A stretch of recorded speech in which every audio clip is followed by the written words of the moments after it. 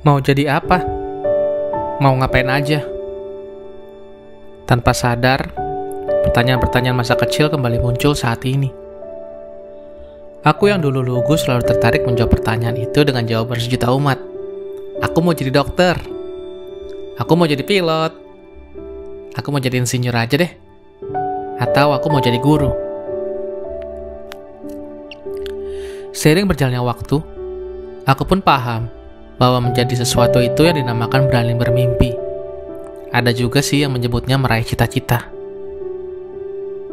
Aku jadi ingat apa kata guru SD ku dulu. Orang yang berani bermimpi adalah orang yang berani menjalani hidup.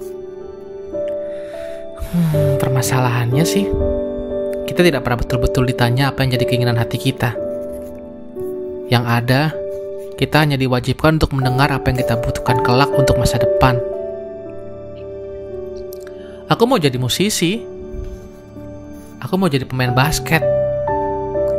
Itu kataku ketika ditanya mau jadi apa. Tapi lagi-lagi, anak kecil tahu apa soal kehidupan. Jadi musisi dan pemain basket itu nggak ada duitnya. Gak bisa menghidupi keluarga. Masa depannya pun suram. Gak ada pensiunnya. Mendingan kamu jadi dokter uang aja. Begitu kata Papa menjelaskan. Memang Papa tidak memaksa, tapi sepertinya dia meminta. Istilah itu terlalu sering dimasukkan secara tidak sadar ke benakku, walau aku nggak tahu dan aku nggak mau. Tanpa sadar, jalan hidupku sudah ditentukan berdasarkan istilah itu, dokter uang. Aku masuk IPS, belajar akuntansi, lanjut ke D3 perbankan. Tadinya sih disuruh masuk STAN, tapi apa daya, otakku nggak nyampe, jadi aku nggak masuk deh. Lulus D3, aku melanjutkan manajemen keuangan, tapi akhirnya aku harus geser ke manajemen pemasaran, karena aku sebenarnya nggak suka keuangan. Aku nggak suka akuntansi. Belakangan aku sadar bahwa yang dimaksud dengan dokter uang sama bapak itu adalah seorang akuntan atau auditor yang kerjanya memeriksa, mendiagnosa, serta menyatakan sehat atau tidaknya kinerja keuangan sebuah lembaga atau perusahaan. Yang aku nggak sadar adalah aku nggak pengen jadi akuntan. Parahnya lagi, aku baru sadar di usia 35.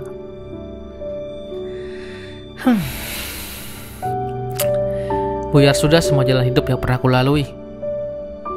Mungkin kalau Allah kecil datang, dia akan tertawa geli dan bilang, "Tuh kan, coba ya dulu jadi musisi, gak akan begini." Tahu nggak, aku sekarang mau jadi apa? Jadi seorang storyteller. Nah lo, terus harus gimana tuh? Ya, gak gimana-gimana sih. Jalani aja, walau udah tua.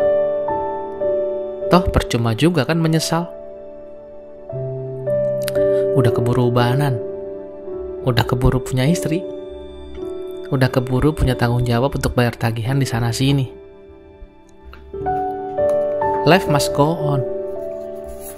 Pilihannya cuma dua. Mencoba meraih mimpi dengan sisa umur yang ada, atau mengubur mimpi atas nama kenyataan hidup. Tapi mimpi yang dikubur itu gak akan pernah mati loh. Karena menjelang kita tua, dia akan bangkit kembali dengan yang namanya penyesalan.